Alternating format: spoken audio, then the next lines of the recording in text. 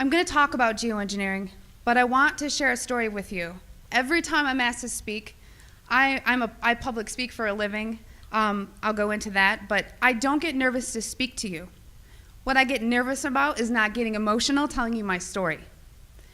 Because in 2002, shortly after 9/11, like a lot of military veterans, I raised my right hand and I took an oath to the Constitution to hopefully do something meaningful with my life.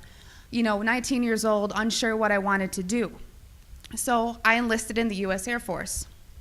My job in the U.S. Air Force was working in bioenvironmental engineering. So what bioenvironmental engineering is in the Air Force is equivalent to that of the OSHA and the EPA, if you're familiar with that.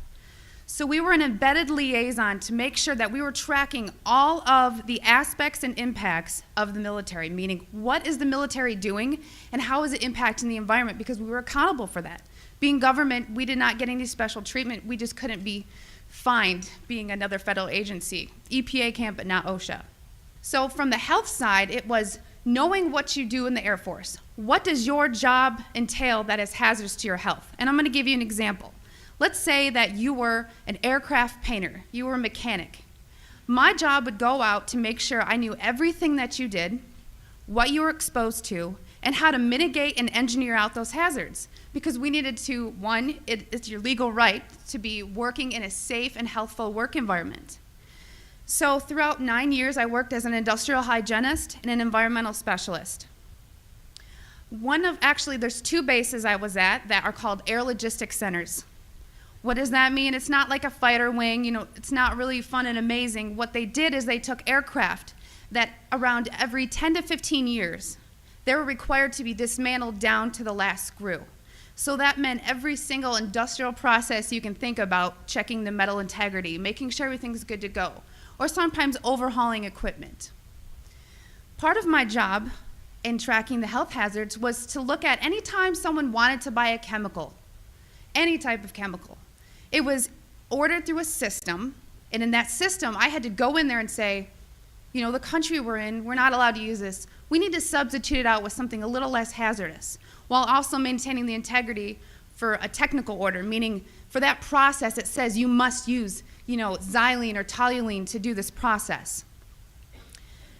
Well, I have to kind of fast forward. I want to say around 2006, I started kind of opening my eyes to how the military wasn't really what I thought it was. And people approached me knowing what I did for a living and said, have you ever heard of chemtrails? Well, I hadn't. And that sparked my interest. So I went online and I looked at chemtrails. I saw a lot of, debunking, a lot of sites that were just kind of calling it a conspiracy theory.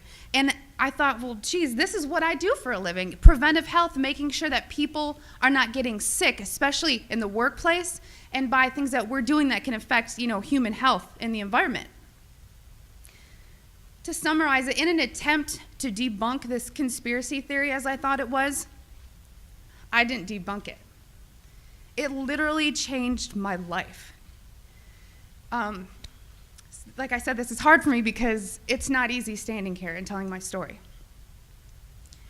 One day I was going through that computer system, which if you want to look it up, it's called an Air Force Form 3952. It is the approval of hazardous materials.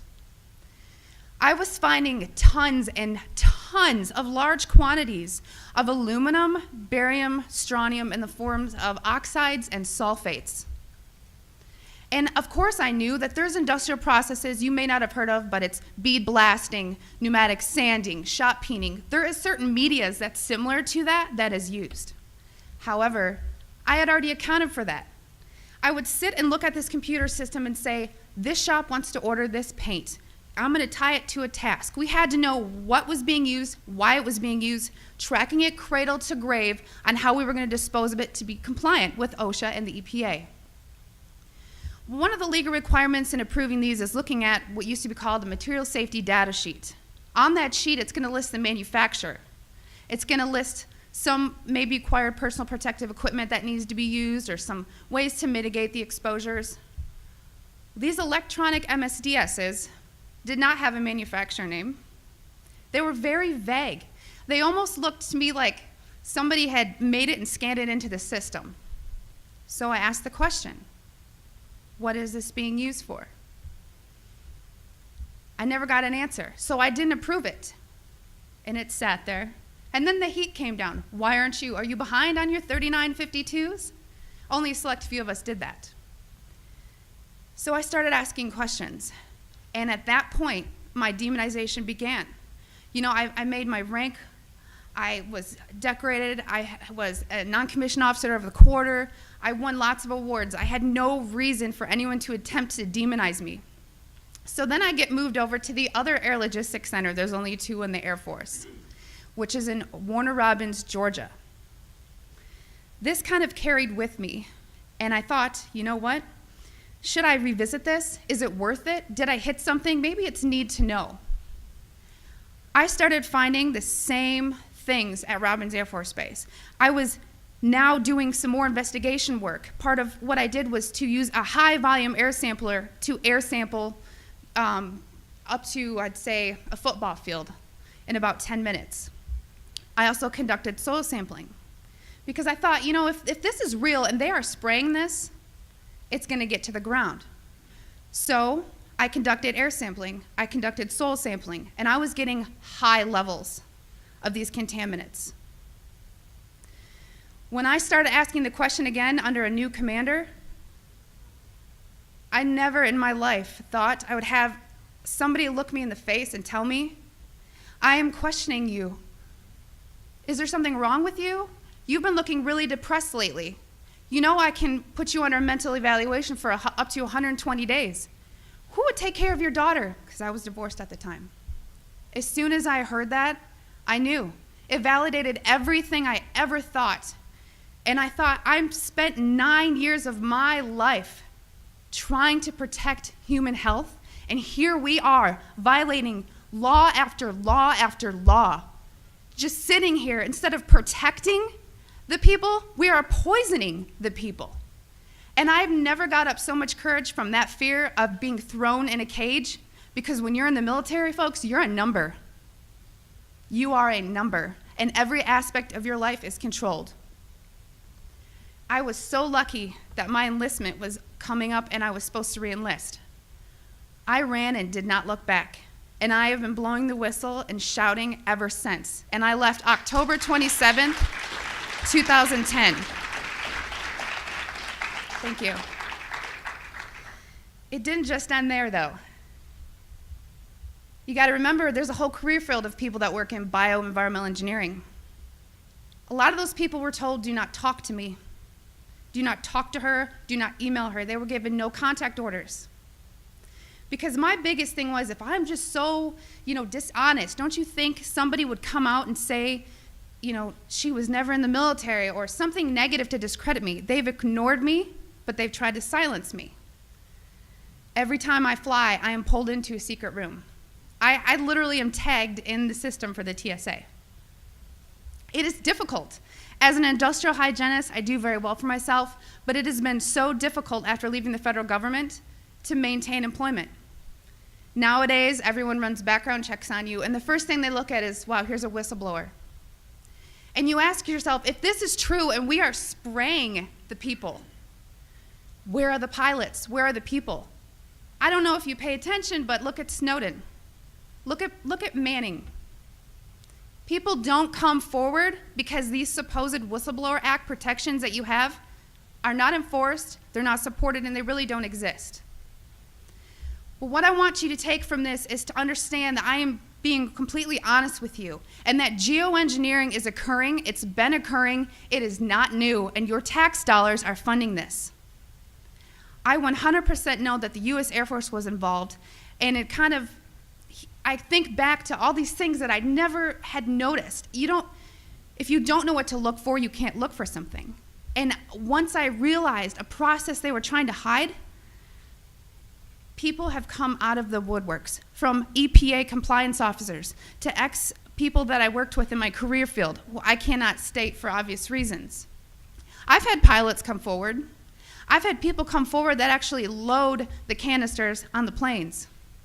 These people don't come forward because they are afraid that they're going to end up like Snowden. And I continue to speak to let people know I've been screaming about this for 3 years and I'm still here.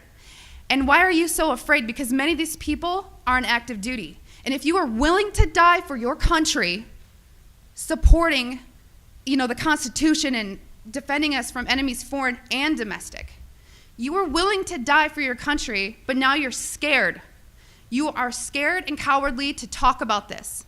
So I'm not just speaking to all of you in this room, I'm speaking to all those people that are going to watch this online and watch it on YouTube. Because you can come forward, you can help expose this, and we can stop it. So many people want to ask, why? Why is this occurring? That's for later thought. From weather modification to weather weaponry, there's numerous reasons under Agenda 21 and tons of theories. But my job as an industrial hygienist is to make sure that I comply with the laws and enforce them. So it is unethical every day for all the other people that are out there that work in preventive health, or even physicians that aren't speaking about this. They need to. So one thing I want to tell you is what you can do about it. The biggest hurdle that we have is disinformation sites. I never say them, but I'm going to today, so that you know if anyone ever gives these to you as a reference to debunk you, it's Metabunk and Chemtrails Science. Those are two websites that are ran by a government shill named Mick West.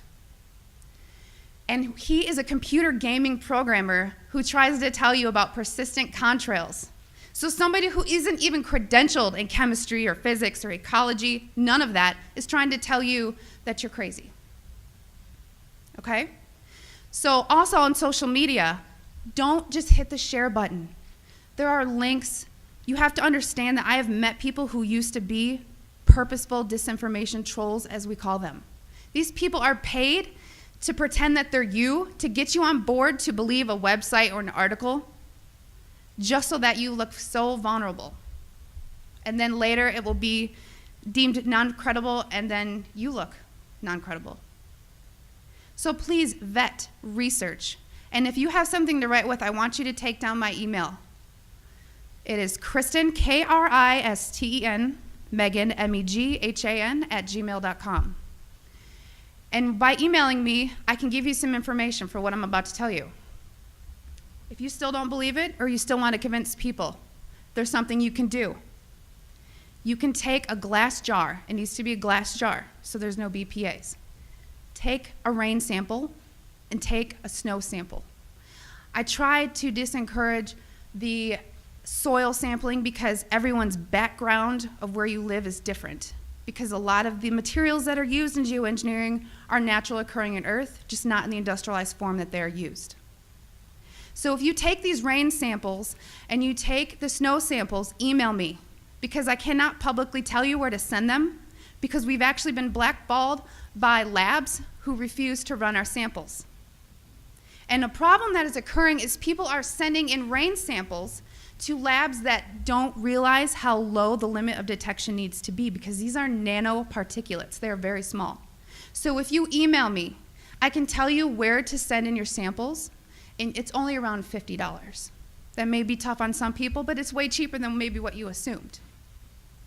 So I just want everyone to know and understand that of all things, of all the freedoms that we are losing, geoengineering is the #1 issue that we are facing. Because you can have guns and money and you can have everything. If you don't have food and water and you are dying of respiratory or neurological illnesses, what does it matter? So you've heard about vaccines, and you'll hear, about smart meters, and you'll hear about other issues like fracking. These are all systemic effects. We are getting overexposed to toxins. People will tell you fluoride's in the water, but it's not a lot.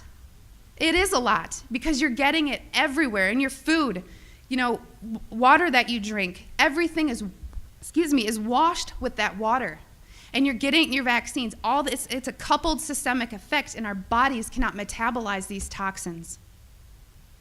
So I just want to thank you for taking the time to listen to my story, and I will continue to shout from the rooftops. I don't care how many jobs I lose. I don't care how many friends or family I lose, because I took an oath. And in 9 years, I was not able to honor that oath, but I am today.